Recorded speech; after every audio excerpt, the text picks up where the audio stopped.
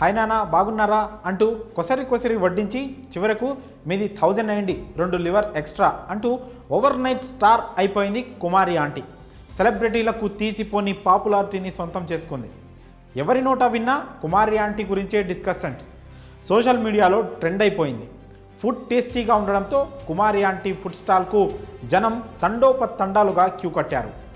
హైదరాబాద్లోని cable bridge పరిసరాల్లో street food వ్యాపారం చేస్తూ జీవనం సాగిస్తున్న ఆమెను యూట్యూబర్లు, ఇన్ఫ్లుయెన్సర్లు ఇంటర్వ్యూలు చేయడంతో ఒక్కసారిగా ఫేమస్ అయిపోయింది కుమారి ఆంటీ. ఆమెపై ఓ వీడియో చేసి ట్రోలింగ్ చేయగా అది ఆమెకు ప్లస్ అయిపోయింది. చివరకు ఆమెకు ఊహించని విధంగా బిజినెస్ పెరగడంతో పాటు ఆమె సెలబ్రిటీగా మారిపోయింది. అంతలోనే ఆమె హోటల్ తీసేసేందుకు ప్రయత్నాలు కూడా చేయడంతో ముఖ్యమంత్రి రేవంత్ రెడ్డి స్వయంగా జోక్యం చేసుకోవాల్సిన పరిస్థితి ఏర్పడింది. దీంతో మరింత ఫేమస్ అయిపోయింది కుమారి ఆంటీ. సినిమా ప్రమోషన్లు, షాపింగ్ వీడియోలతో సెన్సేషన్ అయిపోయింది.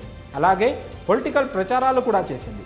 సోషల్ మీడియాలో ఇన్ఫ్లుయెన్సర్గా మారి బాగానే ఫాలోవర్స్ను పెంచేసుకుంది. చివరకు బుల్లితెరపై కూడా సందడి చేసింది. ఇదిలా ఉంటే ఇప్పుడు కుమారి ఆంటీ తన మంచి మనసును చాటుకుంది.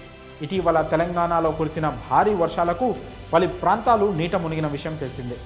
ప్రాణ ఆస్తి నష్టం కూడా వాటిల్లింది. అనేక మంది నిరాశ్రయులయ్యారు. వీరిని ఆదుకునేందుకు ఎంతోమంది సినీ సెలబ్రిటీలు తమ వంతు సాయంగా ఆర్థిక సాయం ప్రకటించారు. తెలుగు నటీమణులు అనన్య నాగళ్ళ, స్రవంతి చొక్కారపు తమకు చేతనైన ఆర్థిక సాయం అందించారు. మరి ఇప్పుడు సోషల్ మీడియా స్టార్గా ఎదుగుతున్న కుమారి ఆంటీ 50,000 రూపాయలను ఆర్థిక సాయం ప్రకటించడంపై మీ అభిప్రాయాలను కామెంట్స్ రూపంలో తెలియజేయండి.